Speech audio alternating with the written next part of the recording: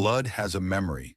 It remembers every sin, every sacrifice, every promise, broken in the name of survival. The lone rider crests the ridge as dawn breaks over the Wyoming wilderness. 20 years of peace stripped away in a single night. 20 years of pretending that vengeance and mercy could occupy the same heart. They shouldn't have taken her daughter. Beneath weathered hands, silver-plated revolvers gleam in the morning light, rose engravings catching the sun. Instruments of death that have lain dormant waiting. Like the rage, like the skill. The red bandana flutters in the wind, a battle flag reclaimed.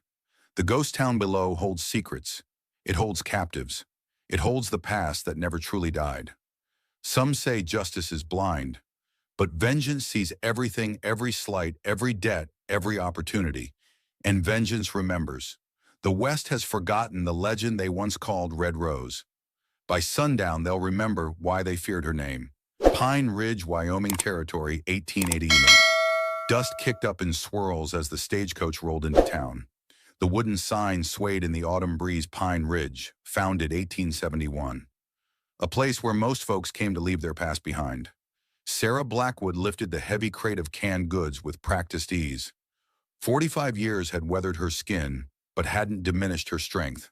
Her sleeves were rolled up, revealing forearms corded with lean muscle that most of the town's men would envy. She stacked the provisions with methodical precision.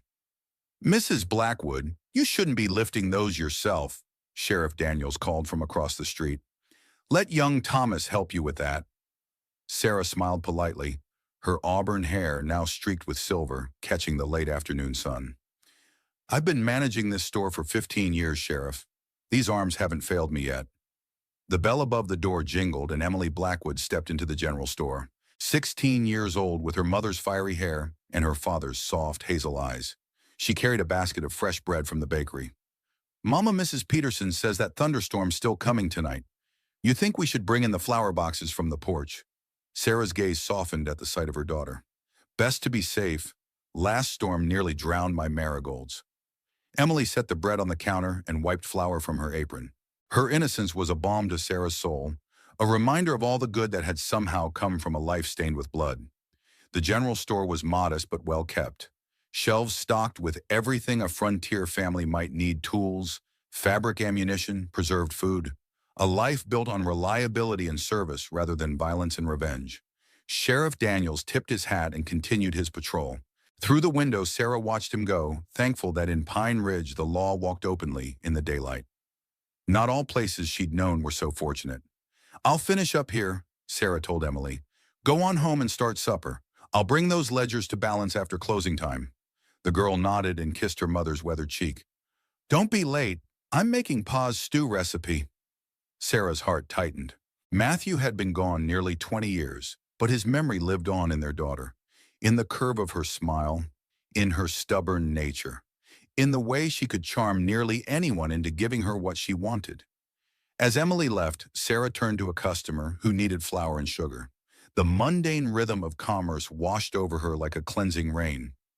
None of these good people knew the truth. None of them knew who Sarah Blackwood had once been. None of them had ever heard of Red Rose. Night fell over Pine Ridge, bringing with it the promised storm. Thunder cracked like gunshots in the distance. Sarah sat at the kitchen table, her reading glasses perched on her nose as she reviewed the day's receipts.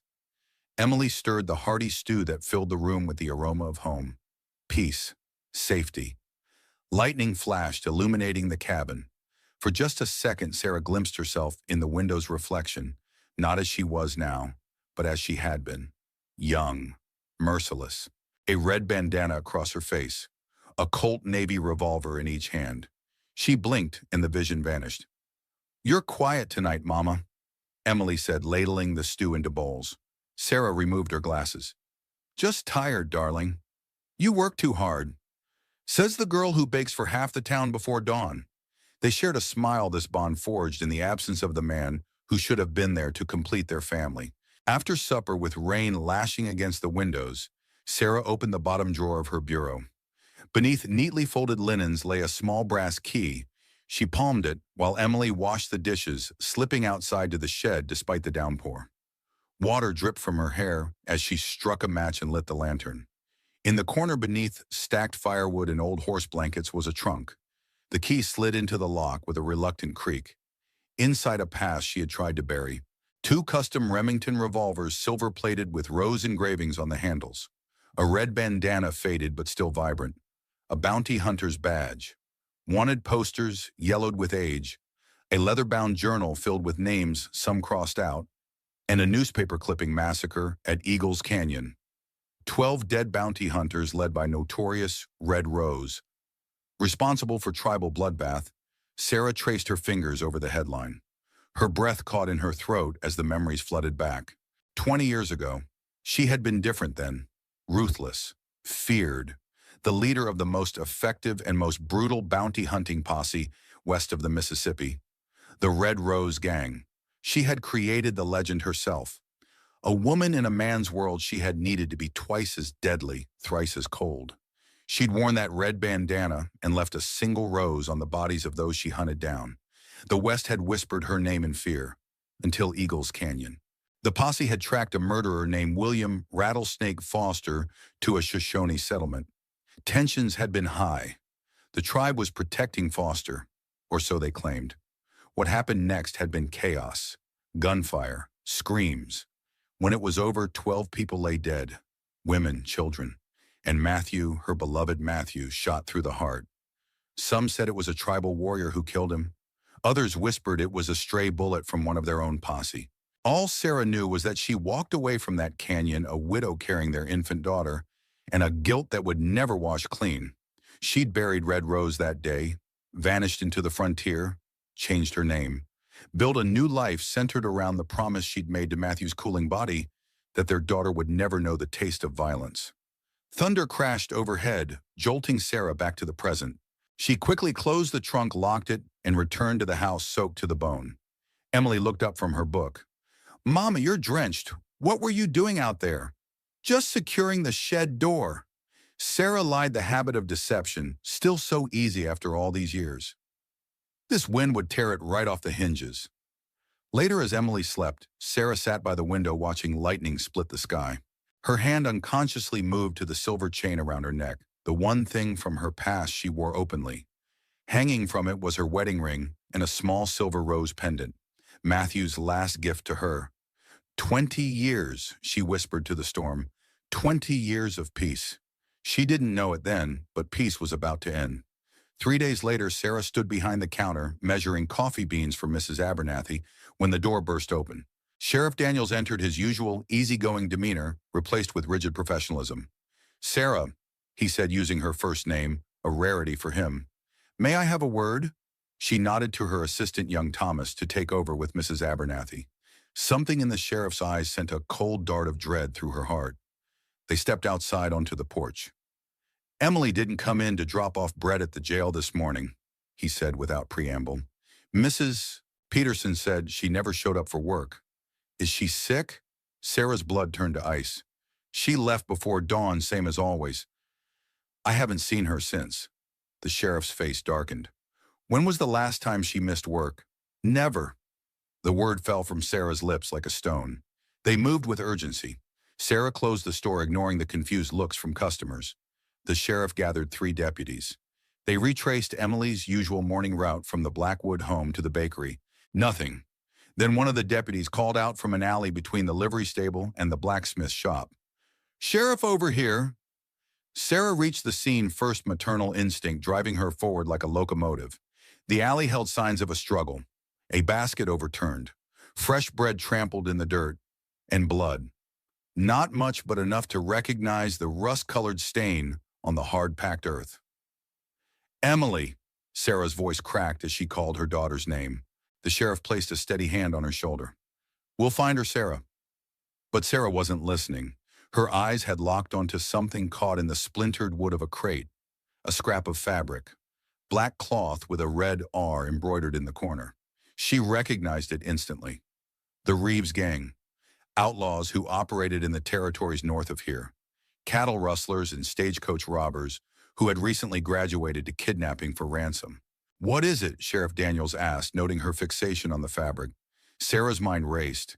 If she told him what she knew, questions would follow. Questions about how a simple shopkeeper could identify an outlaw gang's marker. Questions that might lead to the truth about Red Rose. "I don't know," she lied, "but I've seen Emily's shawl. It's torn." The sheriff nodded, accepting her explanation. "We'll organize a search party. Check every building in town first, then fan out. If someone's taken her, they can't have gotten far in daylight." But Sarah knew better. The Reeves gang had a reputation for moving fast and hiding deep in the mountains. By the time the sheriff's men were mounted and ready, Emily would be miles away.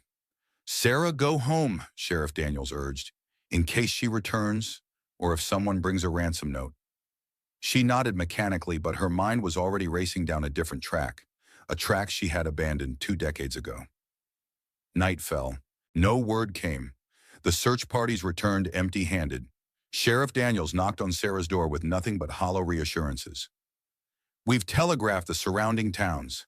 Every lawman for 100 miles will be looking for her." Sarah thanked him with as much gratitude as she could muster. But after he left, she moved with cold determination. She dragged the trunk from the shed into her bedroom. The lid creaked open, revealing her past. The guns, the bandana, the badge, all preserved as if waiting for this very moment. From a hidden compartment in the trunk's lid, she extracted a folded map marked with hideouts, trails and secret passes, knowledge that had once made Red Rose so effective at finding those who didn't want to be found. One location was circled in faded ink: the Reeves gang's ancestral home, Ash Hollow, a ghost town 30 miles north, abandoned after a smallpox outbreak and erased from official maps. A perfect hideout for outlaws. Sarah stripped off her shopkeeper's clothes. From the trunk, she pulled riding pants, a dark shirt, a leather vest, the clothing of a hunter. She strapped on the silver-plated Remingtons, their weight both foreign and familiar, against her hips. Lastly, she took the red bandana, running the fabric between her fingers. For 20 years, she had been Sarah Blackwood, widow and shopkeeper. Tonight, Red Rose would ride again. She didn't take her own horse, too recognizable. Instead, she borrowed a black gelding from the livery leaving payment and a note claiming urgent family business. By midnight, she was miles from Pine Ridge, following a trail that only existed in her memory and on her map. The moon lit her path through pine forests and across rocky plateaus. She rode hard, pushing the horse as much as she dared. Every second counted. The Reeves gang wasn't known for gentleness with their captives. Dawn was breaking when she reached the ridge overlooking Ash Hollow. The ghost town lay in the valley below, shrouded in morning mist. Buildings sagged like rotting teeth. The church steeple listed to one side, nature reclaiming what man had abandoned. But there were signs of occupation. Smoke rose from one chimney. 3 horses stood in what had once been the town's corral. Sarah dismounted, tethering her horse to a pine tree. From her saddlebag, she retrieved a spyglass. Through it, she observed 2 men moving between buildings. Armed, alert, sentries. She recognized one immediately. Lucas Reeves. The youngest of the 3 Reeves brothers, but perhaps the most dangerous. Cold-eyed and calculating where his brothers were brutal and impulsive. Sarah had never hunted the Reeves gang during her Red Rose days. They had been small-time, then hardly worth the bounty. Now she regretted that oversight, as she watched a 3rd man emerge from the largest building, once the town's hotel. He dragged someone with him, a girl with copper hair, hands bound before her. "Emily!" Sarah breathed, her heart clenching. Her daughter's face was bruised, but her posture remained defiant.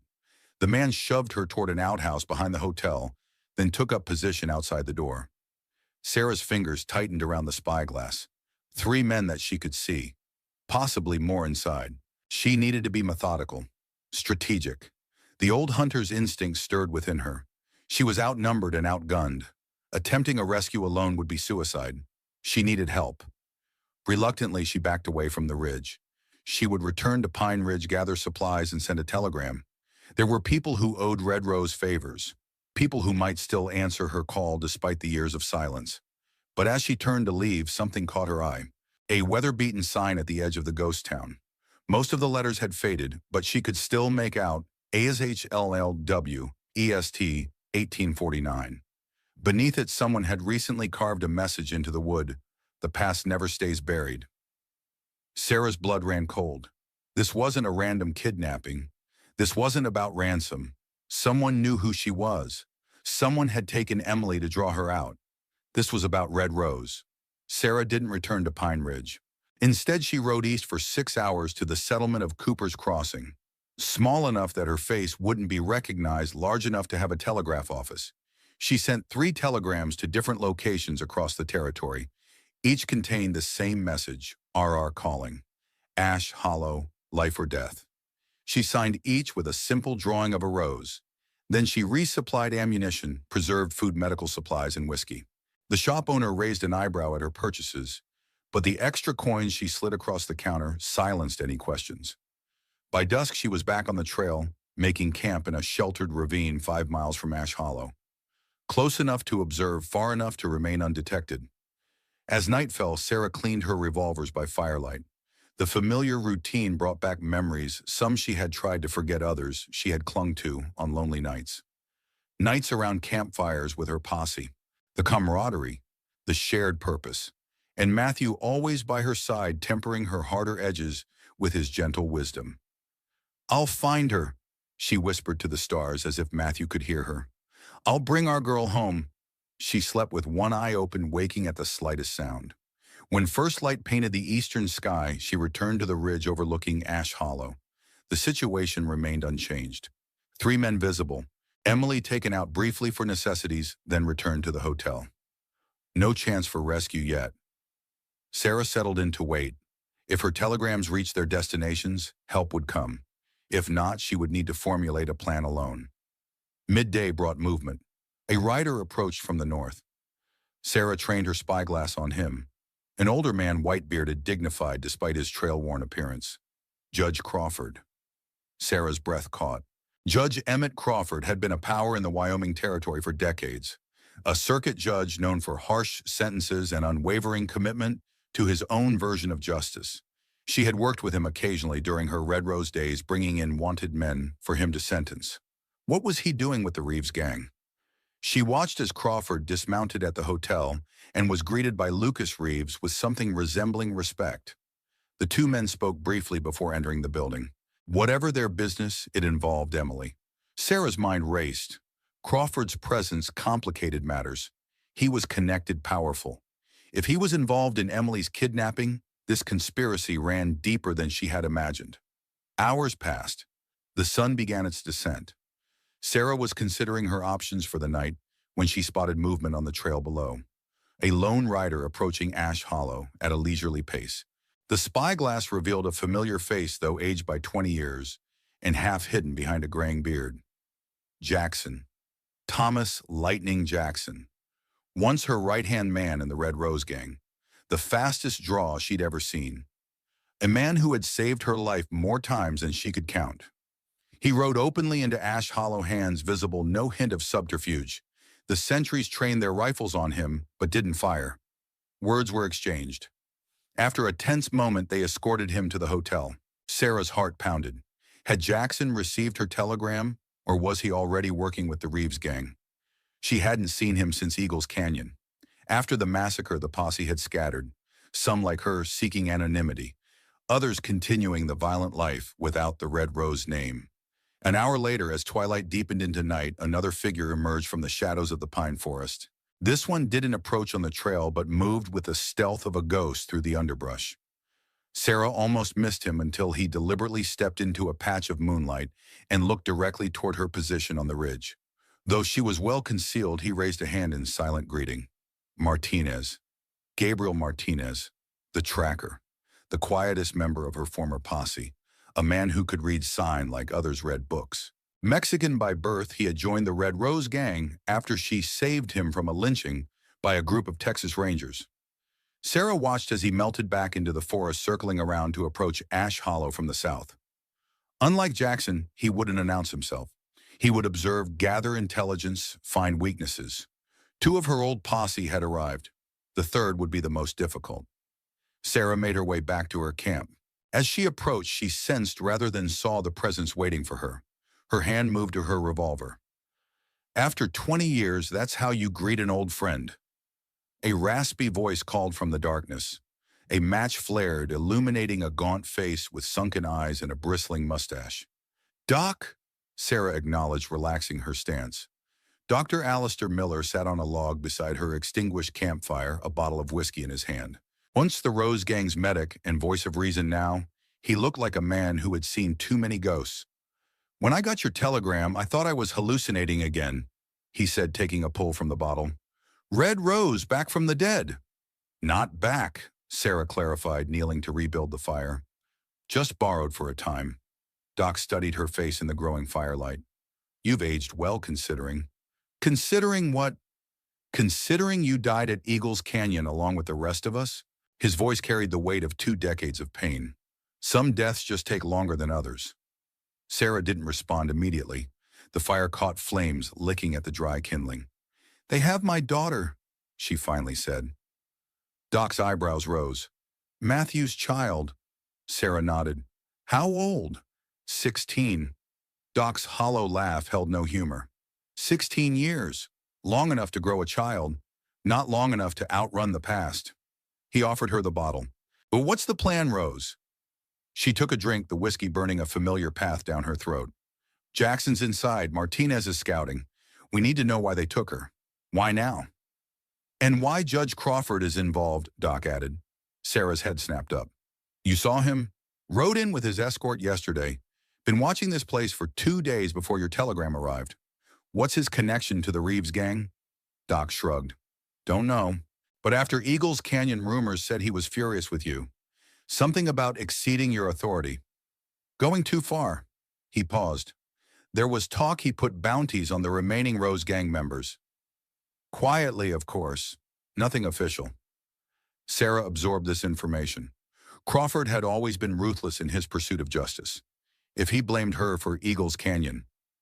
"We need to get Emily out," she said, returning to the immediate concern. "Tonight, if possible.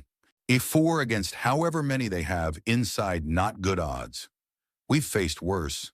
Doc's expression darkened. "And lost, as I recall." Silence fell between them, filled only by the crackling fire and the distant howl of a coyote. "There's something you should see," Doc finally said, reaching into his coat. He produced a sealed envelope yellowed with age. "After you disappeared, I went back to Eagles Canyon. Found this in the remains of Matthew's saddlebag." Sarah took the envelope with trembling hands. Her name was written on it in Matthew's familiar script. "You've had this for 20 years, she asked, voice barely above a whisper. "Never knew where to find you, or if you wanted to be found." Doc stood, joints cracking. "I'll take first watch. Read it, then get some sleep. Tomorrow we bring your girl home." He moved away, leaving Sarah alone with the letter and her memories. She broke the wax seal with her thumbnail. Inside was a single page stained with what might have been blood. Matthew's final words to her. "My dearest Sarah, if you're reading this, then my fears have come to pass. I write this the night before we ride to Eagles Canyon. There's something about this hunt that doesn't sit right. Crawford's information is too convenient. His insistence that we move immediately too urgent. I tried to tell you my concerns, but you were so determined to bring in Foster. I've been making inquiries about the judge. There are whispers, Sarah. Whispers about land deals with the railroad, about needing certain tribal territories cleared, about using bounty hunters as unwitting pawns. Foster may be innocent. The evidence against him may be fabricated. If so, we ride into a trap tomorrow. Not just for us, but for the people at Eagles Canyon. If I don't survive to tell you this in person, know that I have hidden proof of Crawford's dealings in Ash Hollow, in the old church where we first met, beneath the 3rd floorboard from the altar on the right. I love you more than life itself. Whatever happens tomorrow, remember that. Forever yours." Matthew. Sarah's hands shook as she read the letter a second time, then a third. Tears spilled silently down her weathered cheeks. All these years she had carried the guilt of Eagles Canyon, the innocent blood. Matthew's death. She had believed it was her recklessness, her pursuit of bounty and reputation that had led to the tragedy. But if Matthew was right, they had been manipulated, used as instruments in Crawford's scheme. The massacre, the deaths, all engineered by a man sworn to uphold justice. And now, 20 years later, he had taken her daughter. Sarah folded the letter carefully and tucked it inside her vest close to her heart. A cold clarity settled over her, burning away the fog of doubt and regret. This wasn't just about rescuing Emily anymore. This was about the truth. This was about justice. Red Rose would ride one last time, and this time she would finish what should have ended 20 years ago at Eagles Canyon. She just prayed her daughter would forgive her for the blood that was about to be spilled. Dawn broke over Ash Hollow, painting the ghost town in shades of rust and gold. Sarah stood on the ridge spyglass to her eye, surveying what had once been the most prosperous settlement in the territory. 4 men on patrol, Martinez reported, materializing silently beside her. His face was more weathered now, deep lines carved by sun and sorrow, but his eyes remained sharp as obsidian. 2 at the hotel entrance, 1 on the roof, 1 circling the perimeter. "Jackson," Sarah asked. "Inside. They're treating him as a guest, not a prisoner. He shared whiskey with Lucas Reeves last night." Sarah lowered the spyglass. "And Crawford?" "Left at first light with 2 riders. Said he'd return by sundown." Martinez hesitated. "There's something else. A woman with the Reeves gang. Kept separate from your daughter. Blonde. Treated well." Sarah's brow furrowed. "Jackson's wife?" Martinez nodded. "Mary. Thought she died of fever 3 winters ago. At least that's what I heard." "So that's the hold they have on him." Sarah's jaw tightened. "We need to get inside that hotel." Doc approached, rifle slung over his shoulder. 20 years had turned his once steady surgeon's hands into trembling appendages, useful only when wrapped around a bottle. "You won't like my suggestion," he said, voice raspy from whiskey and too many sleepless nights. "Tell me anyway." "Surrender." Sarah stared at him. "What?" "They want Red Rose. Give her to them." Doc gestured toward the ghost town. "Walk in there hands up. While they're focused on you, Martinez and I can locate and extract your daughter. And leave me to hang." Sarah's voice held no fear, only calculation. "You have your revolvers. Wait for the right moment." Doc fixed her with a hollow gaze. "Unless you've lost your touch after 20 years of weighing coffee beans." Sarah studied the ghost town below, weighing options against risks. The familiar cold clarity of the hunt settled over her. "No," she decided. "Too unpredictable. We need more information. Martinez, find a way into the hotel. Learn the layout, guard rotations where they're keeping Emily. Doc, prepare medical supplies. If this turns bloody—" "When it turns bloody," Doc corrected, "I want to be ready to move fast." Martinez nodded and melted into the forest. Doc shuffled away, muttering about suicide missions and ghosts who never learned. Left alone, Sarah removed the red bandana from her pocket, running the faded fabric between her fingers. She hadn't worn it yet, hadn't fully embraced the mantle of Red Rose. Part of her still clung to Sarah Blackwood, the widow who baked bread in balanced ledgers. But with each passing hour, that woman faded like morning mist under a rising sun. She tucked the bandana away and descended toward Ash Hollow, keeping to the shadows. There was somewhere she needed to go first, somewhere Matthew had pointed her. The old church stood at the edge of town, its steeple listing dangerously. Weathered boards groaned under her careful steps as she slipped through a broken window. Dust motes danced in shafts of light that penetrated the collapsed roof. This was where she and Matthew had first met, a young bounty hunter attending Sunday service while tracking a counterfeiter. Matthew, the son of a preacher, playing the organ, their eyes meeting across the pews, a beginning that had led inevitably to Eagles Canyon. Beneath the 3rd floorboard from the altar on the right, Sarah knelt by the decaying altar. The floorboard came loose with surprising ease, as if recently disturbed. Beneath it lay an oilskin packet untouched by the years. Inside she found documents, land deeds, railroad contracts, a letter on official judicial stationery detailing payments to remove obstacles to progress, maps of tribal lands with coal deposits marked, and a list of named settlers who had refused to sell tribal leaders who opposed the railroad. Among them, Rattlesnake Foster. The pieces came together with sickening clarity. Crawford had engineered the entire thing, created false evidence against Foster, knowing the bounty would draw Red Rose, positioned her posse and the tribe for maximum bloodshed, a massacre that would justify military intervention and forced relocation, all for land, for coal, for money. And Matthew had discovered it all, had tried to warn her. Sarah's hands trembled not with fear, but with rage. 12 innocent lives, her husband, her own soul, all sacrificed on the altar of Crawford's greed. She carefully rewrapped the documents. This was the evidence that could destroy Crawford. but it would also expose Red Rose's role in the massacre. Sarah Blackwood would be revealed. Her life in Pine Ridge would end, a price she was now willing to pay. A floorboard creaked behind her. Sarah whirled, revolvers appearing in her hands with fluid grace. 20 years might have passed, but some instincts never died. A tall figure stood in the doorway, silhouetted against the morning light. Broad-shouldered, imposing, a shotgun held non-threateningly at his side. "You still draw faster than rattlesnakes strike," the man said, voice deep and melodic, accented with the cadence of his native tongue. Sarah lowered her weapon slowly. "Thunder!" He stepped into the church sunlight, revealing copper skin, lined with experience, long, gray-streaked hair, tied back with a leather thong. Adam Thunder Cloud, the Shoshone warrior who had joined her posse after she saved his sister from a gang of rustlers. The only one of her former companions who had witnessed Eagles Canyon from both sides. "Did not think I would come," he stated rather than asked. "Figured you had the most reason to stay away." The Thunder moved farther into the church, each step deliberate. "Received your message. Followed your trail from Cooper's Crossing. My daughter, I know why you are here." Thunder's dark eyes held hers. "Question is, do you?" Sarah tucked the documents into her vest. "They took my child. And you will take her back." Thunder nodded. "But then, when she is safe, what will Red Rose do about the ghosts that never rest?" Sarah had no immediate answer.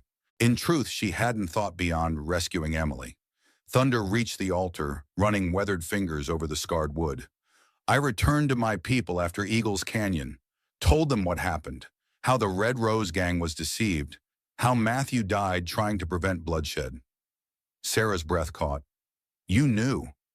"Matthew came to me the night before, shared his suspicions about Crawford, asked me to help him prevent conflict." Thunder's expression darkened. "I was too slow. By the time I reached the canyon, the killing had begun." Silence stretched between them, filled with the weight of shared history. "The tribal council named me peacemaker after Eagles Canyon," Thunder continued. 20 years I have walked between your world and mine, seeking justice without more bloodshed." His eyes pierced hers. "Will Red Rose undo that work? Will she drown this land in blood for revenge?" "This isn't about revenge," Sarah insisted. "It's about saving Emily." Is it?" Thunder challenged. "Then why seek Crawford's secrets? Why arm yourself with evidence of his crimes?" Sarah had no answer that wouldn't expose the rage burning in her heart, the desire to make Crawford pay for everything he had taken from her. Thunder stepped closer. "To save your daughter, Sarah Blackwood must die, and Red Rose must truly live again." His voice dropped to a whisper.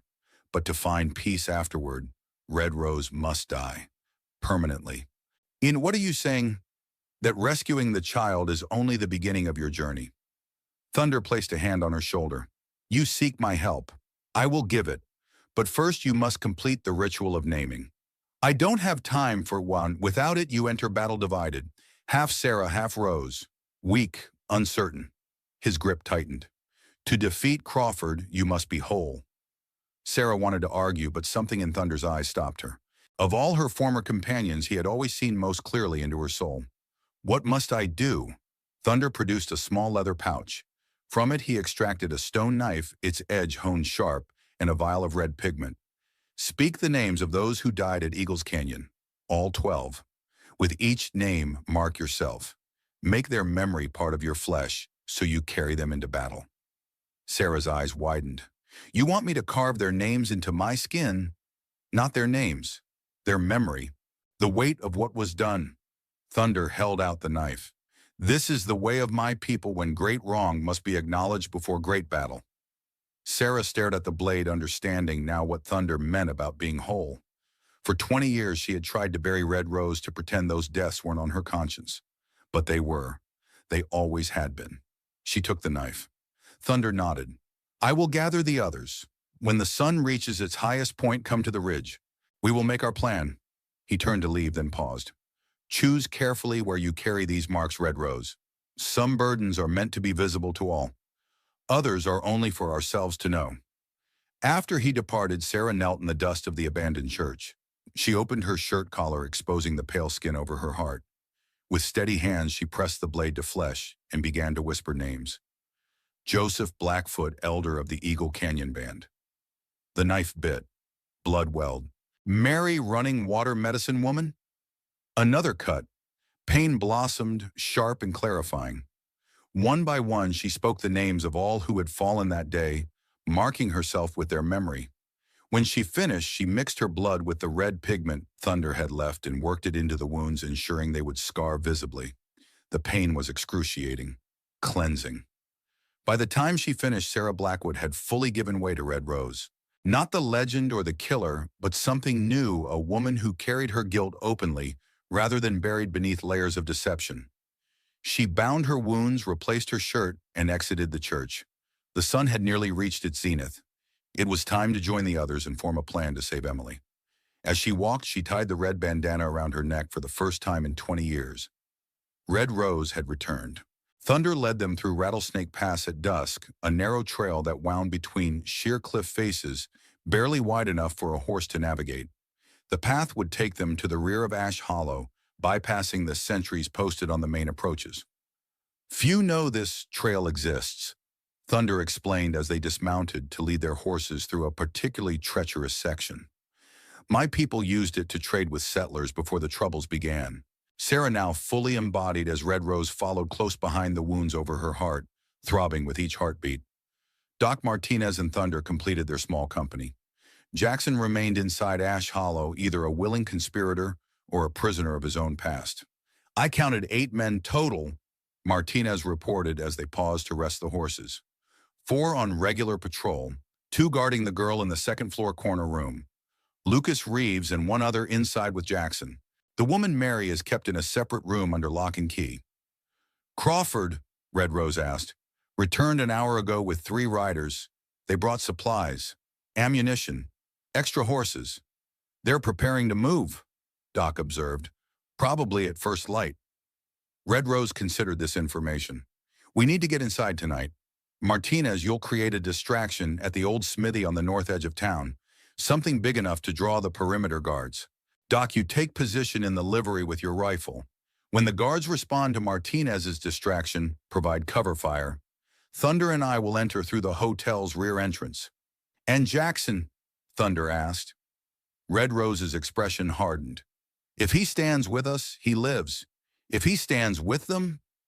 She let the implication hang in the air. They continued through the pass as daylight faded. By the time they reached the outskirts of Ash Hollow, night had fallen. A slivered moon offered minimal illumination, perfect for their purposes. We move in 1 hour, Red Rose decided, checking her revolvers. Get into position. As Martinez and Doc slipped away into the darkness, Thunder placed a hand on Red Rose's arm. The woman you seek to rescue is not just your daughter, he said quietly. She is also Red Rose's daughter. She carries both your blood and your husband's. She may not be what you expect. Meaning the apple never falls far from the tree. Thunder's eyes gleamed in the darkness. Be prepared for what you may find. Before Red Rose could question him further, he moved away, blending into the shadows with preternatural ease. From her position behind the hotel's coal shed, Red Rose peered through a gap between weathered boards. The back door was guarded by a single-man rifle propped against the wall as he smoked a cigarette. Inside, lamplight glowed in several windows, including one on the second floor that she suspected was Emily's prison. Minutes crawled by. Red Rose fought the urge to act immediately to storm the building and cut down anyone between her and her daughter. Patience had never been her virtue, but experience had taught her its value. A thunderous explosion shattered the night. Martinez had ignited the smithy's forge, the built-up coal dust creating a spectacular fireball that illuminated half the town. Shouts erupted from the front of the hotel. The guard at the back door snatched up his rifle and hesitated, torn between investigating and maintaining his post. A second explosion decided him. He raced toward the commotion. Red Rose didn't waste the opportunity. She sprinted across the open ground, Thunder close behind. They reached the back door seconds before gunfire erupted from the direction of the livery dock, providing cover, as planned. The door was locked. Thunder produced a heavy knife and worked it between the door jamb and lock. Wood splintered. They were in. The hotel's kitchen was deserted, food half prepared on the cutting board. Red Rose led the way, moving through the dim interior with the confidence of a predator. A narrow staircase led to the second floor.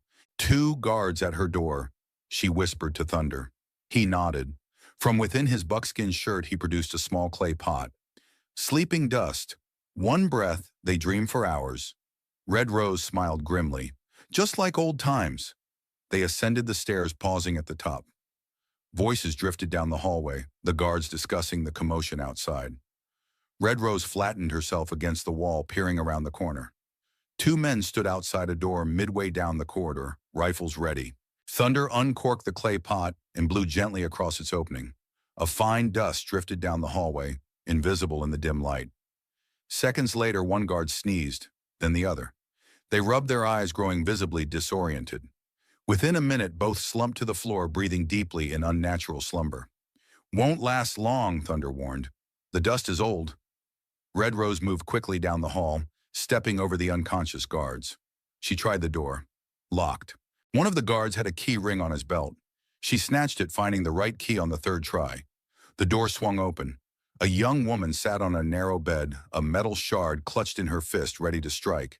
Her copper hair was tangled, her face bruised, but her eyes blazed with defiance. "Emily!" Red Rose breathed. Recognition dawned in the girl's eyes. "Mama!" Emily lowered the makeshift weapon, staring at the transformed woman before her. The riding clothes, the guns, the red bandana. "You look different," she said, voice steady despite her circumstances. "It's still me." Red Rose moved into the room, quickly checking Emily for injuries. Aside from the bruise on her cheek and rope burns on her wrists, she appeared unharmed. "Can you walk?"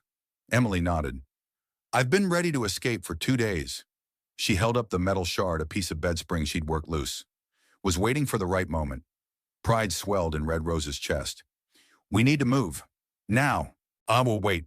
Emily grabbed her arm. "There's a woman. Next room. They're using her to control some man. Jackson, I think they called him." Red Rose hesitated. Saving Mary would complicate their escape, but leaving her behind wasn't an option she could live with. "Thunder, take Emily down the back stairs. Get her to the horses. I'll get Mary and meet you there." Thunder nodded, gesturing for Emily to follow him. "No." Emily's voice was firm. "I'm staying with you, Mama."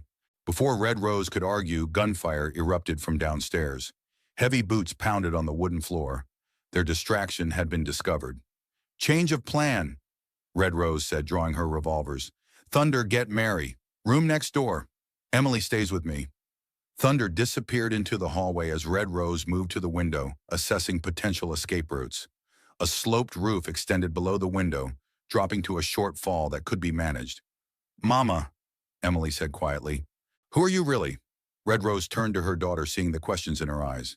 This wasn't how she had planned to reveal her past, but there was no time for gentle truths.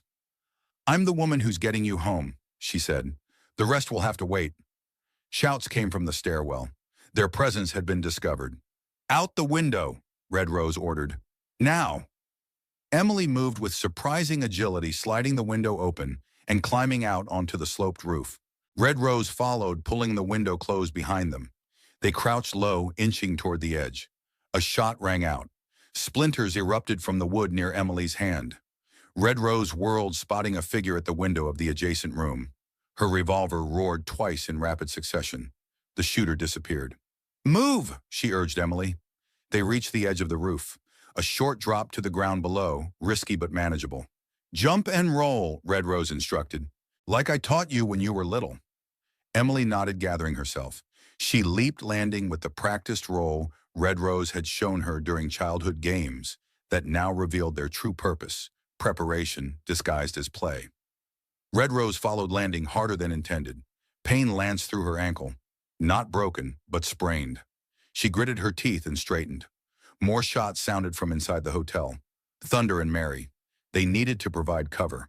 "Stay low, follow me," Red Rose told Emily, limping toward the corner of the building. From their new position, they could see the back door. Armed men converged on the hotel from the direction of the smithy. Martinez had apparently retreated, his distraction complete. "Can you shoot?" Red Rose asked, offering Emily one of her revolvers. The girl took the weapon with surprising confidence. You taught me.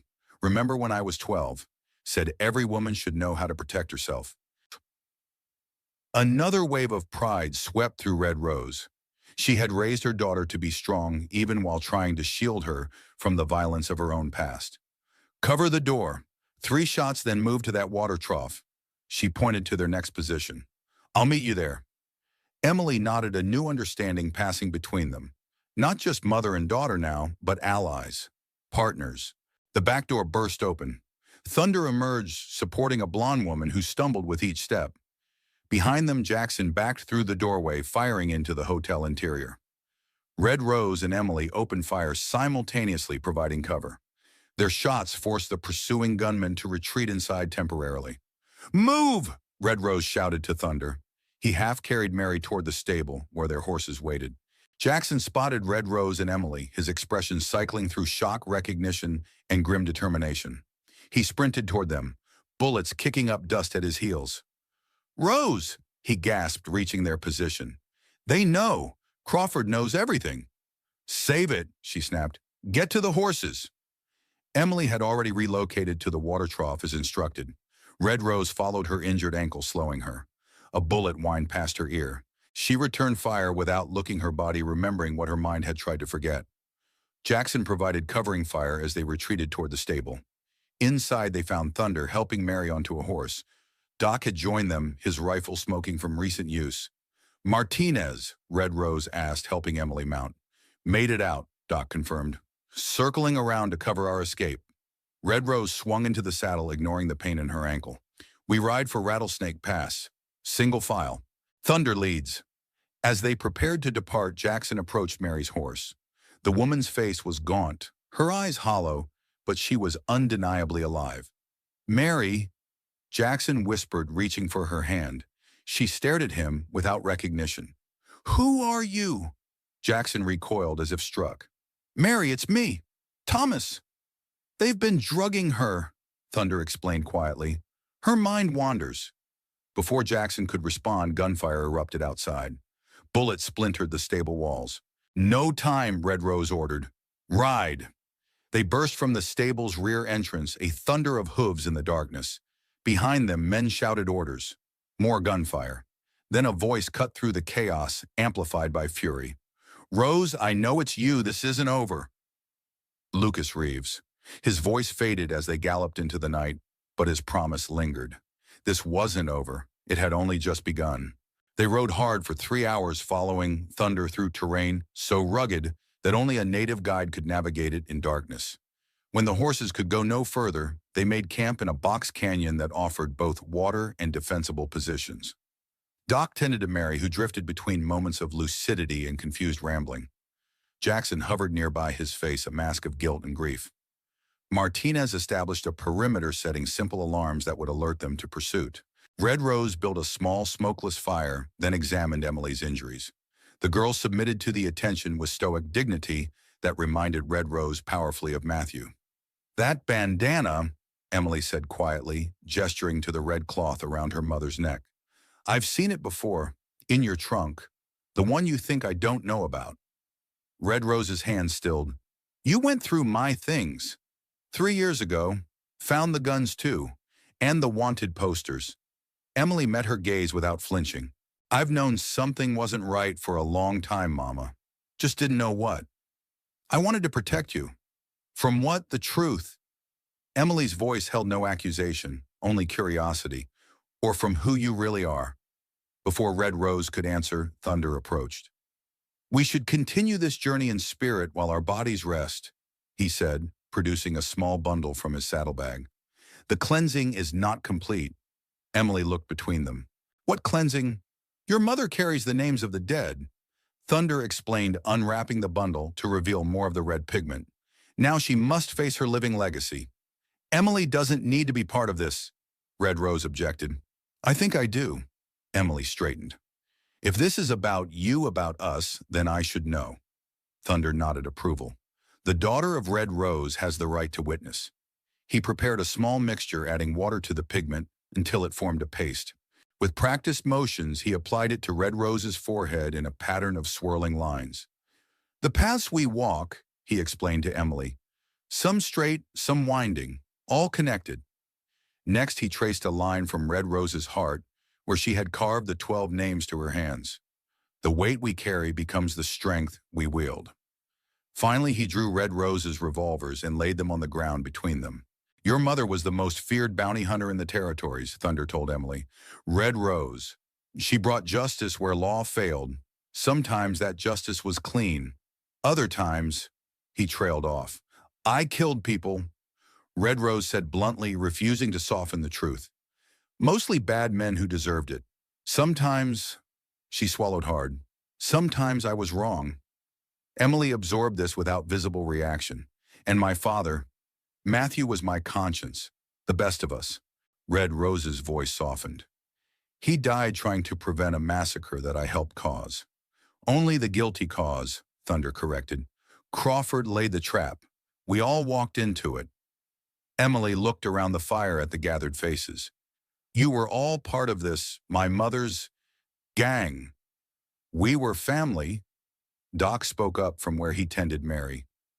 Broken people who found purpose together. Until Eagles Canyon, Martinez added softly, when everything shattered. Thunder raised a hand for silence. The past shapes us but does not define us. What matters is the choice before us now. He turned to Red Rose. Crawford will not stop. The evidence you found threatens everything he has built. He will hunt you, hunt your daughter, until he buries the truth forever. Then we take the fight to him, Red Rose decided. End this once and for all. And become what you were before, Thunder challenged. The killer who leaves roses on corpses, is that what you want your daughter to see? Red Rose fell silent, the question cutting deep. For 20 years, she had built a life defined by peace and nurturing. Now, in a matter of days, she had reclaimed the mantle of violence as easily as putting on an old coat. There has to be another way, she said finally, one that brings Crawford to justice without more bloodshed. There is. All eyes turned to Jackson, who had been silent since their escape. He approached the fire, his weathered face gaunt in the flickering light. Calvin Reed, the federal marshal, Doc scoffed. He's Crawford's man. No, Jackson shook his head. He was, but not anymore. Reed's been building a case against Crawford for years. Land fraud, bribery, murder. He needs witnesses. And you know this how? Red Rose asked, suspicion evident. Jackson met her gaze without flinching. Because I've been helping him. That's the real reason I was in Ash Hollow. Not for Mary, though I believe she was alive. I was feeding information to Reed. Silence descended on the group as they processed this revelation. A spy, Martinez murmured. Playing both sides. Not both, Jackson insisted. Just one justice. Real justice, not Crawford's twisted version. He turned to Red Rose. Reed is in Sawyer's Crossing, 2 days' ride from here. He has the authority to arrest Crawford, but he needs the evidence you found in our testimony. Red Rose considered this new information. A legal solution would mean no more bloodshed, no more sins to carry, but it also meant exposing her past to the world, the end of Sarah Blackwood. What would happen to us? Emily asked her pragmatic question, cutting to the heart of the matter. If this marshal gets his evidence and arrests the judge, what happens to my mother, to all of you? Jackson sighed. Immunity, maybe, for testimony against a bigger fish, or maybe prison. That's the gamble. Emily turned to her mother. Is that why you never told me? Because you might go to prison for what you did. I never told you because I was ashamed, Red Rose admitted, because I wanted you to be better than I was, to live without violence shaping every choice you make. Emily was quiet for a long moment. Then she reached out and touched the red bandana around her mother's neck. Tell me about Red Rose, she said softly. All of it. The truth. And so as the fire burned low and the night deepened around them, Red Rose finally shared her story with her daughter, the early years of poverty and abuse that had forged her into a weapon. Meeting Matthew, whose gentle strength had given her purpose beyond revenge. Forming the Rose Gang, bringing outlaws to justice when the law wouldn't or couldn't. And finally, Eagles Canyon, the massacre that had broken them all. Thunder added his perspective. The manipulation by Crawford, the fabricated evidence against Foster, the land grab disguised as justice. When the tale was done, Emily sat in silence, processing all she had learned. The others waited, recognizing that this moment, more than any confrontation with Crawford, would determine Red Rose's future. "You've spent my whole life protecting me from this," Emily finally said. "From who you were. From what happened." She looked around at the assembled faces, these strangers who shared a blood-soaked history with her mother. "But it shaped me anyway, didn't it? All those shooting lessons, the tracking you taught me, how to move silently through the woods." Red Rose nodded slowly. "Some habits I couldn't break. Some skills seemed prudent to pass on. You thought you were preparing me for a world that might turn dangerous." Emily's voice grew stronger. "But you were really preparing me for this moment, for when your past finally caught up to us." She stood, her young face set with determination that made her look startlingly like her father. "We go to this Marshall," she declared. "We bring Crawford to justice, real justice, not revenge." She looked directly at her mother. "And then we go home and start over, with the truth between us." Red Rose felt tears sting her eyes, the first she had shed since finding Matthew's letter. Not tears of grief or guilt, but of pride and wonder at the woman her daughter had become. "Sawyer's Crossing, it is," she agreed, standing to face the others. "We ride at first light." As the others settled into sleep, Red Rose took first watch, climbing to a rocky outcrop that overlooked their camp. The night sky stretched above her, stars scattered like diamond dust across black velvet. Footsteps approached. Not the silent tread of thunder or Martinez, but the deliberate steps of someone who wanted her to know they were coming. Jackson settled beside her, his rifle across his knees.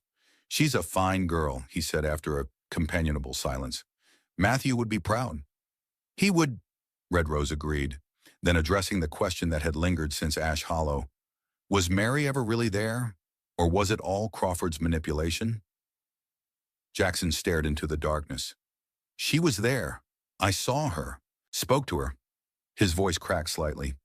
"But the woman we rescued, I don't know who she is. Not my Mary. I'm sorry." "Don't be. I've been chasing ghosts for years." He hesitated. "Rose, there's something you should know about Calvin Reed." She turned to him, alert. "What?" "He's not just any federal marshal. He was in Eagles Canyon that day, undercover investigating Crawford even then."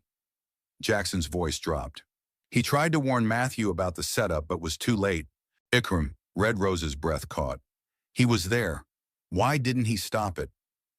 "One man against Crawford's private army." Jackson shook his head. "He barely escaped with his life. Got himself erased from all official reports afterward. Been working in the shadows ever since building his case." "Why didn't he contact me?" "He thought you were dead. We all did." Jackson met her gaze. "Finding you alive changes everything. Your testimony combined with Matthew's evidence could finally bring Crawford down." Red Rose absorbed this new information, reframing her understanding of that fateful day 20 years ago. Not just a massacre, but a conspiracy that reached into the highest levels of territorial justice. A conspiracy one man had spent decades trying to unravel. "Will Reed protect Emily?" She asked, her priority unchanged despite the revelations. "With his life," Jackson promised, "and ours." They fell silent again, two aging warriors contemplating battles past and the one still to come. "Get some rest," Red Rose finally said. "I'll wake you for second watch." As Jackson departed, Red Rose returned her gaze to the stars. For the first time in 20 years, she felt the weight on her soul begin to lighten. Not because she had found absolution, some sins could never be washed away, but because she had found purpose again. Not revenge, justice. And perhaps when this was over, she might find something else she had thought forever lost. Peace. In the camp below, Emily slept, her face relaxed in the dying firelight. Thunder sat nearby, softly chanting a protective prayer. Doc had finally succumbed to exhaustion beside Mary's still form. Martinez maintained his vigilant patrol of the perimeter. Red Rose watched over them all, her revolvers ready, the red bandana, a splash of color against the night. They would ride for Sawyer's Crossing tomorrow. For a reckoning 20 years in the making. But for tonight, they were safe. For tonight, they were together. For tonight, that was enough. Sawyer's Crossing huddled between barren hills like a child seeking shelter from the wind. A collection of weathered buildings, a church with a listing steeple, and the inevitable saloon where men drowned memories they couldn't outrun. Red Rose studied the town through her spyglass from the concealment of a rocky ridge. Her small band had arrived just before dusk, having traveled 2 days across unforgiving terrain. Emily rode beside her, eyes taking in everything with a sharp assessment of youth. "How do we find this marshal?" Emily asked, voice low. "We don't," Red Rose answered, collapsing the spyglass. "He finds us." Thunder materialized from the scrub brush to their right. His ability to move silently had only improved with age. "3 riders entered town an hour ago," he reported. "One matches Jackson's description of Lucas Reeves." Red Rose's hand instinctively moved to her revolver. "Crawford, no sign. But there are men watching the trails. Professional men." Thunder's expression remained impassive. "Not outlaws. Lawmen trying to look like ordinary travelers." "Reed's people or Crawford's?" Martinez asked, appearing as silently as Thunder had. "Both, perhaps." Thunder gazed toward the town. "This place smells of ambush and whispered betrayals." Red Rose weighed their options. The smart move would be to send a single scout, likely Martinez, to make contact with Reed while the others remained hidden. But time worked against them. If Crawford's men were already in Sawyer's Crossing, the judge himself couldn't be far behind. "Jackson," she called softly. He approached from where he had been tending the horses. 2 days of hard riding had deepened the lines in his face, but his eyes remained clear and alert. "Where does Reed stay when he's in town?" "Old mining office. East End." Jackson nodded toward a small building set apart from the others. "Has a view of all approaches. Man's careful." "He survived this long by being careful," Doc commented, joining them.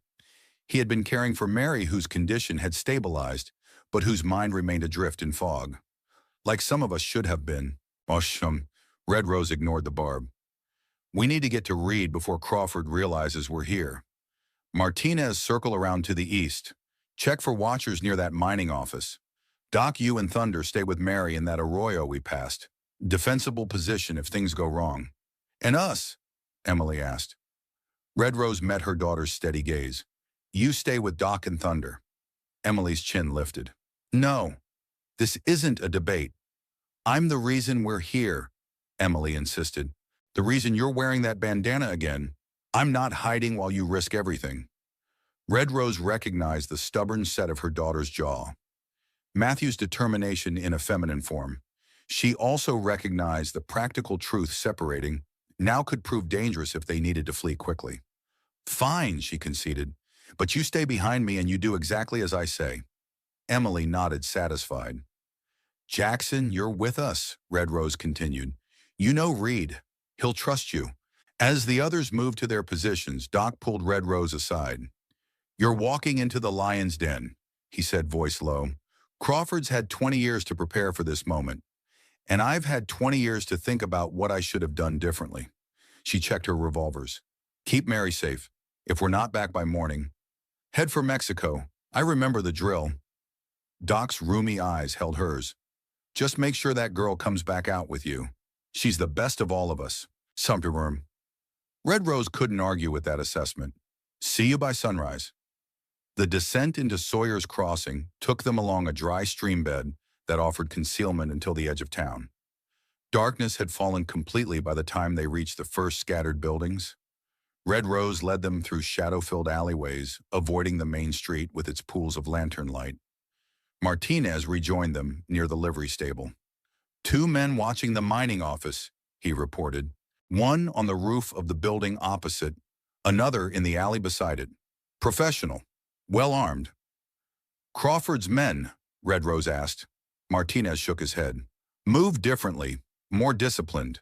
Government men, I'd wager." "Reed's protection," Jackson suggested. "He would have brought backup." "Or it's a trap," Emily offered pragmatically. "Seems to me if everyone's watching one building so carefully, that's exactly where we shouldn't go." Red Rose smiled despite the tension. "Smart girl." "Takes after her mother," Jackson murmured. "Her father," Red Rose corrected. "Matthew was always the careful one." She studied the sparse layout of the town's eastern edge. The mining office stood alone, a squat building with a small porch. A single lamp burned in the window. The surrounding buildings, a copperage, what appeared to be a tannery, and several small houses, created a loose semicircle around it. If Reed's in there, we need to signal him without alerting Crawford's men, Red Rose decided. Jackson, what's the recognition signal he'd know? Jackson thought for a moment. 3 short knocks, pause 2 more. Old Treasury Department pattern. You and Martinez create a distraction on the main street, Red Rose instructed. Something noisy but not dangerous. Enough to draw attention without raising alarm. Emily and I will approach the rear of the building. Be careful, Jackson warned. Reed's jumpy these days. Shoots first when cornered. So do I, Red Rose replied. They separated Jackson and Martinez heading toward the main street, while Red Rose led Emily on a circuitous route through backyards and behind outbuildings. They reached the rear of the mining office without incident, crouching in the shadow of a woodpile. From the main street came the sound of breaking glass and raised voices, Jackson and Martinez creating their distraction. A moment later, one of the watchers Martinez had identified moved from his position, heading toward the commotion. Now, Red Rose whispered. They crept to the back door of the mining office. Red Rose drew her revolver, then knocked the pattern Jackson had described, 3 quick raps, paused 2 more. Silence. She repeated the pattern, the scrape of a chair from inside. Footsteps, the unmistakable sound of a shotgun being cocked. Who's there? A deep voice demanded. Someone who was at Eagles Canyon. Red Rose answered softly. Someone with Matthew Blackwood's evidence against Judge Crawford. Silence again. Then cautiously, Red Rose is dead. Rumors of my death were convenient. The door opened a crack, revealing nothing but darkness beyond.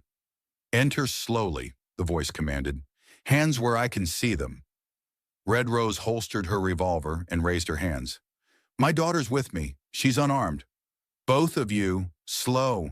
Red Rose pushed the door wider with her foot, then stepped inside Emily, close behind. The room was dimly lit by a single oil lamp turned low. Standing against the far wall, a double-barreled shotgun leveled at them, was a man in his 50s.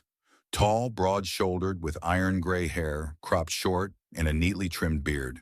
His eyes were the cold blue of a winter sky, assessing and calculating. Close the door, he ordered. Emily complied, pulling the door shut behind them. The man studied Red Rose, his expression unreadable. You look different without blood on your hands, Red Rose. And you look different in a badge, Calvin Reed, she countered. Last time I saw you, you were posing as a horse trader in Cheyenne. The ghost of a smile touched his lips. Good memory. That was what, 22 years ago? 23. You sold Matthew a mare that went lame after a week. Reed lowered the shotgun. Jackson said you were alive. I didn't quite believe him. His gaze shifted to Emily. This is the daughter, Emily Blackwood. Red Rose confirmed. And I'd thank you to point that scattergun somewhere else while we talk. Reed set the shotgun on a desk cluttered with maps and papers. You have Matthew's evidence. Red Rose reached slowly into her vest and withdrew the oilskin packet she'd recovered from the church in Ash Hollow.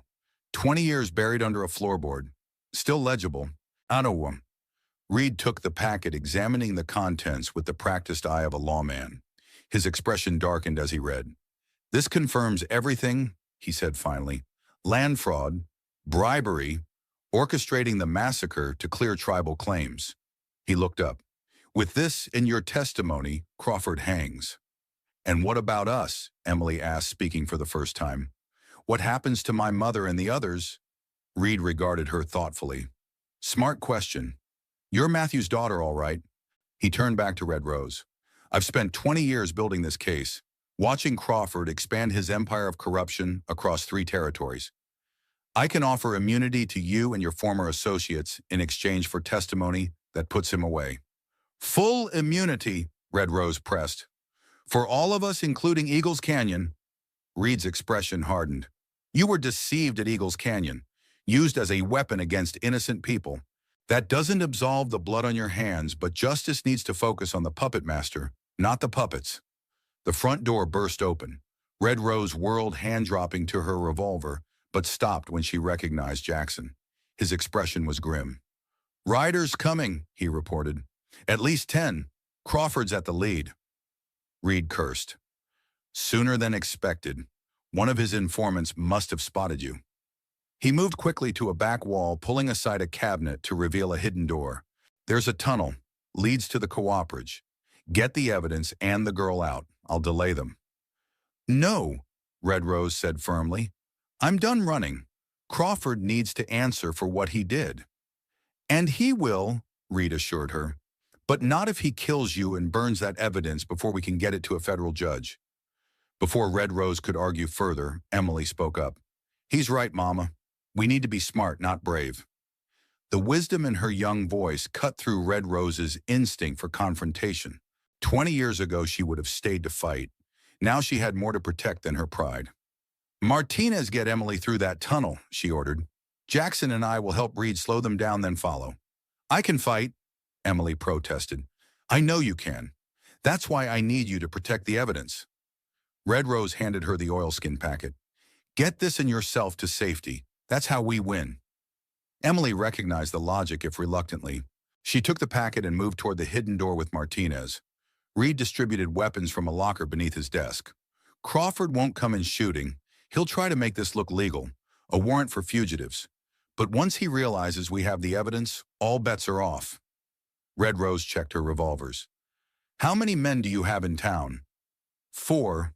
Good men, but we're still outnumbered. Then we'd better make every shot count. Outside, horses approached at a canter. Commands were shouted, men dismounted. Remember, Reed said quietly, we need to delay, not defeat. Give the others time to get clear with the evidence. Red Rose nodded, taking position beside a window. Jackson stationed himself near the door. Reed moved to another window with a clear view of the street. A voice called from outside, amplified by authority and years of command. Calvin Reed, this is Judge Emmett Crawford. I have warrants for fugitives believed to be in your company. Send them out and we can resolve this peacefully. Reed glanced at Red Rose. And so it begins. He raised his voice to reply. Judge Crawford, what a surprise. I wasn't aware the territorial circuit brought you to Sawyer's Crossing these days. Special circumstances, Marshal, Crawford called back. I'm pursuing dangerous fugitives, the Red Rose gang to be precise. That's quite a ghost story, Judge. Red Rose has been dead for 20 years. Nevertheless, I have reliable information that Sarah Blackwood, the woman who once called herself Red Rose, is in your company, along with several of her former associates. They're wanted for kidnapping, assault on law officers, and murder. Reed's expression remained impassive. Serious charges. I'd be interested to see those warrants. Happy to oblige. May I approach? Red Rose tensed. This was the moment where violence could erupt or be delayed. Reed read her concern. He won't try anything yet. Too many witnesses in town. I'll meet you halfway, Judge, Reed called out. For safety's sake. Jackson moved to the window beside Red Rose. Emily and Martinez clear yet. Need another minute or two, she whispered. Reed strapped on his gun belt and badge. Keep out of sight. I'll engage him as long as possible. He stepped onto the porch, hands conspicuously empty. Through the window, Red Rose watched as Crawford dismounted and walked into the pool of light, cast by the mining office's lamp. Judge Emmett Crawford cut an imposing figure, despite his 60-plus years. Tall, white-haired, with the bearing of a man accustomed to deference. His black coat and string tie gave him the appearance of respectability that had fooled so many for so long. Behind him waited at least 8 riders. Among them, Red Rose recognized Lucas Reeves, his expression murderous even at a distance. Marshal Reed, Crawford greeted, his voice carrying clearly in the night air. I have here warrants for the arrest of Sarah Blackwood, Thomas Jackson, Gabriel Martinez, and Alistair Miller. Reed took the proffered papers, making a show of examining them. These charges are quite serious, Judge. Might I ask what evidence supports them? The sworn testimony of Lucas Reeves, among others. These fugitives attacked his property in Ash Hollow, assaulted his men, and kidnapped a woman under his protection. Reed's laugh was cold. Interesting version of events. I have information suggesting that Mr. Reeves and his brothers kidnapped Sarah Blackwood's daughter to draw her out of hiding. A daughter, I might add, who is legally orphaned. If you're claiming Sarah Blackwood is the notorious Red Rose thought dead these 20 years. Crawford's congenial mask slipped momentarily. You seem remarkably well informed for a man who only just arrived in the territory, Marshal. I go where corruption leads me, Judge. It's brought me back to Wyoming after a long absence. The tension between the two men was palpable, even from a distance. Red Rose checked the rear of the building. Through the open hidden door, she saw empty space. Emily and Martinez had made it to the tunnel. Now, she whispered to Jackson. He nodded, understanding her intent. If Emily was clear, it was time to shift from defense to offense. Red Rose stepped onto the porch beside Reed. Evening, Judge Crawford. Been a long time. Crawford's composure cracked at the sight of her. His hand moved instinctively toward his coat, then stopped. Sarah Blackwood. He managed recovering quickly. Or should I say Red Rose? You're under arrest for... Save it. She cut him off. We both know why you're really here. Why you took my daughter. Why you've spent 20 years covering up what happened at Eagles Canyon. Crawford's eyes narrowed. I don't know what lies you've been spreading, but... No lies, Judge. Just Matthew's evidence. Red Rose savored the momentary flash of panic in his eyes. The evidence he gathered about your land deals with the railroad, about how you fabricated charges against Rattlesnake Foster, about how you deliberately positioned my posse and those innocent people for a bloodbath that would clear the way for your associates to claim valuable coal deposits. Crawford's face reddened. Preposterous Marshal Reed, I insist you arrest this woman immediately. Reed remained impassive. The evidence is quite compelling, Judge, enough to warrant a federal investigation. Based on what? The desperate fabrications of a notorious criminal? Crawford's voice rose. I'll have your badge for this, Reed. You can try, Reed replied calmly. But I answer to Washington, not to you. And Washington has been very interested in certain irregularities in the territorial courts. Crawford's mask of civility shattered completely. Reeves, he barked. Take them! Lucas Reeves and his men reached for their weapons. Red Rose drew faster, her revolver leveled at Crawford's chest before Reeves could clear leather. Tell your dogs to heel, Judge, she said coldly, or I'll finish what should have ended 20 years ago. Crawford froze, eyes fixed on her gun. You shoot me and my men will cut you down. Probably, she agreed, but you'll still be dead. For a long moment, the tableau held Red Rose with her gun on Crawford Reed, covering Reeves Jackson with his weapon, trained on Crawford's other men. Behind them, townsfolk had begun to gather, drawn by the confrontation. Then a new voice cut through the tension. Everyone lower your weapons. Federal marshals. From the shadows emerged 4 armed men, badges glinting in the lamplight. They moved with military precision, taking positions that covered Crawford's group from multiple angles. Reed smiled thinly. My colleagues, Judge, as I mentioned, Washington is quite interested in your activities. Crawford's face went from red to ashen. This is a mistake, a terrible mistake. The only mistake, Red Rose said quietly, was believing you could bury the truth forever. A commotion from behind drew her attention. Thunder appeared at the edge of the crowd, Emily beside him. The girl clutched the oilskin packet of evidence, head held high despite the danger. Her eyes met her mother's across the distance, a silent communication passing between them. In that moment, Red Rose saw not just her daughter, but her legacy. Not the violence or the vengeance, but the courage and the justice that had been her true purpose all along. Judge Emmett Crawford, Reed announced formally, you are under arrest for conspiracy, land fraud, obstruction of justice, and the wrongful deaths of 12 members of the Eagle Canyon Shoshone Band. As Reed recited the charges, Red Rose lowered her weapon. The time for guns had passed. Now came the reckoning that could only be delivered by law, true law, not Crawford's corrupted version. Crawford's shoulders slumped in defeat. You can't prove any of this. It's been too long. Witnesses are dead or scattered. Not all of them. Thunder stepped forward, his presence commanding attention. I bear witness for my people. For 20 years I have carried their story, waiting for this day. One by one, others joined him. Doc emerging from the shadows. Martinez reappearing from wherever he had escorted Emily. And finally Mary, supported by a townswoman, her eyes clear for the first time in days. Mary, Jackson whispered, disbelieving. She smiled weakly. The fog is lifting, Thomas. I remember now. Crawford kept me drugged.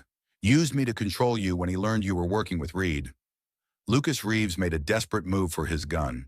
One of Reed's deputies fired the shot, echoing through the night. Reeves collapsed, clutching his shoulder. His opportunity for violence ended before it began. "Take the judge into custody," Reed ordered his men. "And Reeves, the others too." He turned to Red Rose. "It's over. After 20 years, it's finally over." But Red Rose knew better. Some things were never truly over. The ghosts of Eagles Canyon would always haunt her. The blood would never completely wash from her hands.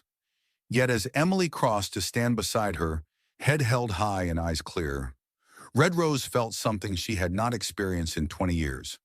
Hope. The trial of Judge Emmett Crawford became the most sensational legal proceeding in Wyoming territorial history. For 3 weeks, witnesses testified to his corruption, his land schemes, and his orchestration of the Eagles Canyon massacre. Red Rose, once again, Sarah Blackwood, in the eyes of the law, gave her testimony with unflinching honesty. She claimed no innocence, no absolution for her role in the deaths, but she laid bare the manipulation that had led her posse into becoming unwitting executioners. Thunder spoke for his people, his dignified presence, and measured words carrying weight that no white man's testimony could match. Doc Martinez and Jackson added their accounts to the full story, emerging like a tapestry woven from individual threads of truth. Mary, gradually recovering from years of drug captivity, revealed how Crawford had used her as leverage against Jackson after discovering his cooperation with Reed. And finally, Matthew's evidence, the documents, the maps, the official correspondence provided the irrefutable proof that sealed Crawford's fate. The verdict, when it came, surprised no one. Guilty on all counts. The sentence, death by hanging. On the day of Crawford's execution, Sarah stood with Emily on a hill overlooking the territorial capital. They did not attend the hanging. They had seen enough death. "What happens now?" Emily asked as the distant church bell tolled, signaling that justice had been done. Sarah removed the red bandana from her pocket, the symbol of a past she would never again need to wear. "We go home," she said simply, "or somewhere new. Your choice." Emily considered this. "Pine Ridge knows the truth now, about you, about Red Rose." "Yes." The story had spread as stories do, embellished and romanticized but containing the essential truth. "We can start fresh somewhere else. Denver maybe, or San Francisco." Emily shook her head. "No, Pine Ridge is home, and they need a new sheriff." Sarah looked at her daughter in surprise. "Sheriff? You can't be serious." "Why not you train me well even when you didn't mean to?" Emily smiled, Matthew's gentle wisdom shining through her eyes. "Besides, who better to keep the peace than someone who knows the cost of violence?" Pride swelled in Sarah's chest, not the fierce pride of Red Rose, but the quiet joy of a mother seeing her child grow into someone extraordinary. "You'd make a fine sheriff someday," she conceded, "though you might be a bit young yet." "Not me," Emily said, taking her mother's hand. "You." Before Sarah could respond, riders approached along the dusty road below. Thunder, Doc Martinez and Jackson with Reed at their head. They had attended the execution as witnesses to the final act of a 20-year tragedy. "It's done," Reed announced as they reached the hillside. "Crawford met his end with less dignity than I expected. Confessed to everything at the end, hoping for mercy he didn't deserve." Sarah nodded, something like closure settling over her. "And the immunity agreements, signed and sealed," Reed confirmed. "Your past as Red Rose is officially forgotten by the law, if not by history." He handed her a folded document. "There's something else. The territorial governor was impressed by your testimony, by all of your testimonies. He's offered a proposal." Sarah unfolded the paper, reading quickly. Her expression shifted from confusion to disbelief. "Deputy U.S. Marshal," she questioned. Reed nodded. "All of you. Special appointments. The territory needs law officers with your unique experiences." Jackson laughed. "The Rose Gang writing for the law. Who would have thought?" "Not a gang," Thunder corrected solemnly. "A posse. There is a difference." Sarah looked at each of them, these broken, haunted individuals who had been her family in blood and violence, and who now stood at the threshold of redemption. "We'd be under your command," she asked Reed. "Nominally. In practice, you'd operate with considerable autonomy." His weathered face creased in a rare smile. "I'm getting too old for the trail. Need good people I can trust to deliver justice where it's needed." Sarah glanced at Emily, seeing the pride and encouragement in her daughter's eyes. Then she looked back at the document in her hands, an opportunity not just for a new beginning, but for atonement. I can't speak for the others, she said finally, but I accept. One by one, her former companions nodded their agreement. Even Doc, his hands steadier now that the ghosts of the past had been confronted, gave his assent. What about Mary? Sarah asked Jackson. His expression softened. She's recovering, remembering more each day. She wants to build a life together, a real one this time, based on truth. And you, Thunder, your people may not approve of you wearing a white man's badge. The Shoshone warrior's face remained impassive. My people understand balance, justice. The role of the peacemaker is to stand between worlds. He touched the badge now pinned to his buckskin shirt. This is just another form of that ancient duty. As the sun began its descent toward the western mountains, Sarah felt the past 20 years collapse into this single pivotal moment. Red Rose was truly gone, now laid to rest with Crawford's execution.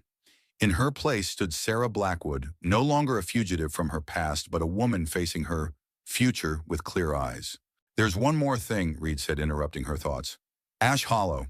Sarah tensed. What about it? The government's seized it as part of Crawford's illegal holdings. It needs to be restored, rebuilt, made into something that honors what happened there, not erases it. Reed fixed his gaze on Jackson. I thought maybe you might be interested in overseeing that project. You always did have a talent for building things. Jackson's eyes widened in surprise, then understanding. A chance to heal what was broken. Yes, Mary and I could do that. And Thunder, Reed continued, the governor has proposed establishing a formal peace council. Representatives from all tribes in the territory meeting regularly with officials to resolve conflicts before they escalate. He's asked if you would consider serving as chief negotiator. Thunder's normally stoic expression softened. This is unexpected wisdom from the white government. I would be honored. But poor Martinez. Reed turned to the quiet tracker. I go where I'm needed, Martinez said simply. South, perhaps.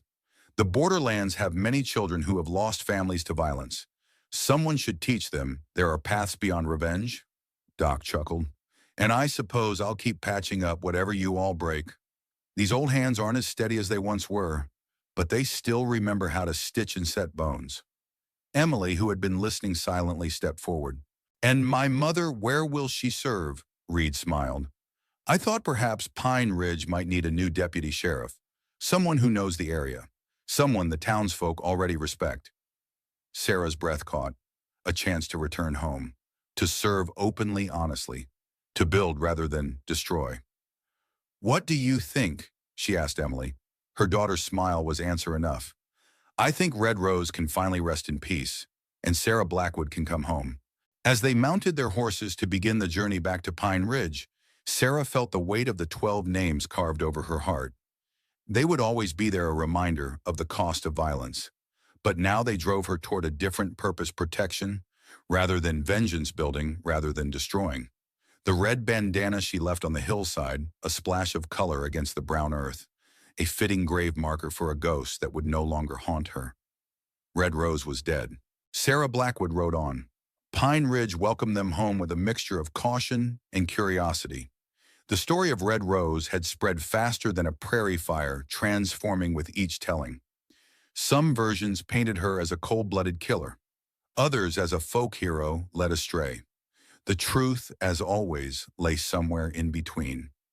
Sheriff Daniels met them at the edge of town, his weathered face unreadable. Marshal Reed sent a telegram, he said by way of greeting. Said you'd be coming back. Said a lot of other things too. Sarah met his gaze steadily. All of it true, I expect. Daniels nodded slowly. Town council met yesterday. Lot of debate about whether you'd be welcome here, considering... He gestured vaguely, encompassing her past. Emily stiffened beside her mother, ready to defend her. And, Sarah asked quietly, and they decided Pine Ridge could use a deputy with experience. Daniels extended his hand, a deputy's badge resting on his palm. If you want it. Sarah stared at the badge, remembering another one buried in her trunk for 20 years. That one had represented authority taken. This one was being offered freely with knowledge of who she had been and who she had become.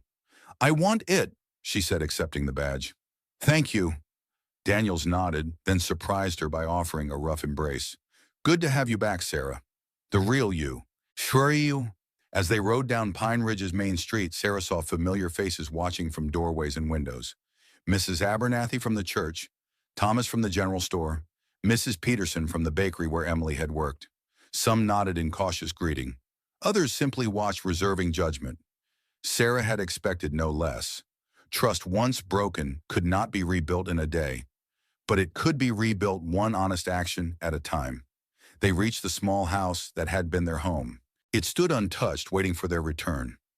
Inside, dust had settled on the furniture, but otherwise it remained exactly as they had left it, a testament to the respect the townsfolk still held for the Blackwood women despite the revelations. Home, Emily said softly, running her fingers along the kitchen table where they had shared so many meals. For as long as you want it to be, Sarah agreed.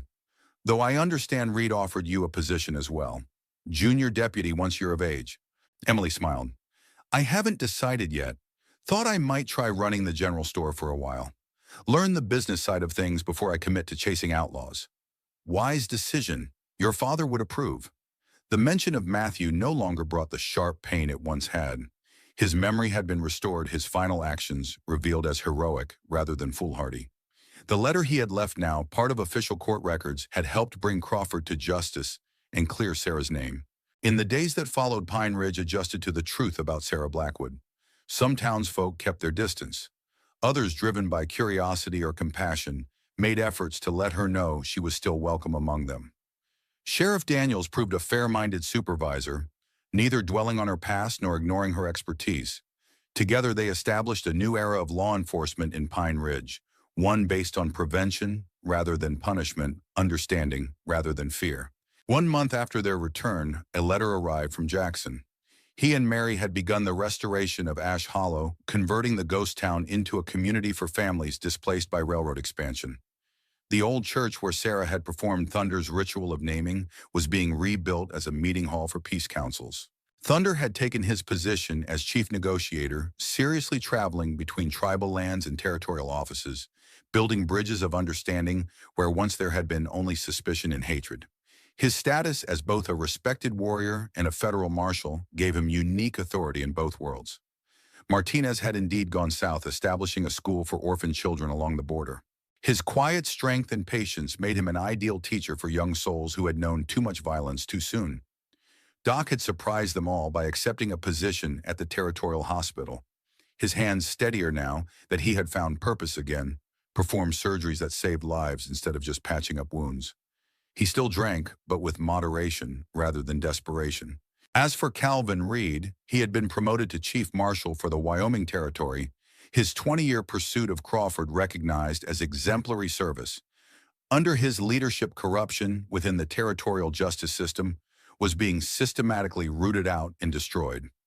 6 months after Crawford's execution, Sarah sat on the porch of their home, watching the sunset paint the distant mountains in shades of gold and crimson. Emily joined her, carrying 2 cups of coffee. Letter came from Thunder today, Emily said, handing her mother one of the cups. The Peace Council is working. 3 disputes resolved without a shot fired. Sarah smiled. Good, that's how it should be. He also sent this. Emily produced a small package wrapped in deerskin. Inside, Sarah found a carved wooden rose stained red with natural pigments. A note accompanied it. The red rose now blooms without thorns. May it remind us that even instruments of death can be transformed into symbols of beauty. Sarah turned the carving in her hands, feeling the smooth contours, the delicate petals. 20 years ago, a red rose had meant vengeance, had signaled death. Now it represented something else entirely: rebirth, transformation, hope. Do you miss it? Emily asked quietly. The excitement, the purpose, being Red Rose. Sarah considered the question carefully. I miss the clarity sometimes, knowing exactly who the enemy was, knowing my role. She placed the wooden rose on the porch railing. But no, I don't miss Red Rose. She served her purpose, but she was born from rage and pain. What I do now comes from something better. Justice instead of vengeance. Exactly. They sat in companionable silence as the last light faded from the sky stars emerging one by one. In the distance, a coyote called a lonely sound that nevertheless spoke of wildness and freedom. "I've been thinking," Emily said after a while, "about what Thunder said, about how I'm both Sarah Blackwood's daughter and Red Rose's daughter, about how we carry both sides of our heritage." Sarah turned to her, curious. And, and I think that's true for everyone. We all have the capacity for violence and for compassion, for vengeance and for forgiveness. Emily's young face was solemn in the gathering darkness. The difference is in which side we choose to nurture. Sarah felt a swell of pride so intense it brought tears to her eyes. This wise young woman was her legacy, not the notoriety of Red Rose, not the trail of bodies left in her wake, but this clear-eyed, compassionate soul who understood what had taken Sarah herself decades to learn. "Your father would be so proud of you," she said softly. "I know I am." Emily smiled, Matthew's gentle wisdom shining in her eyes. "He'd be proud of you too, Mama, of who you've become, of who you chose to be when the time came." As night settled fully over Pine Ridge, Sarah Blackwood, once the notorious Red Rose, now deputy sheriff and respected townswoman, sat with her daughter and contemplated the future. A future built not on bearing the past, but on acknowledging it, on carrying its lessons forward rather than its burdens. The wooden rose caught the last light of day, glowing briefly before darkness claimed it. Tomorrow, Sarah would place it on her desk at the sheriff's office, a reminder not of who she had been, but of who she had chosen to become. Red Rose was dead, but the rose still bloomed, and in that blooming there was peace at last. The end.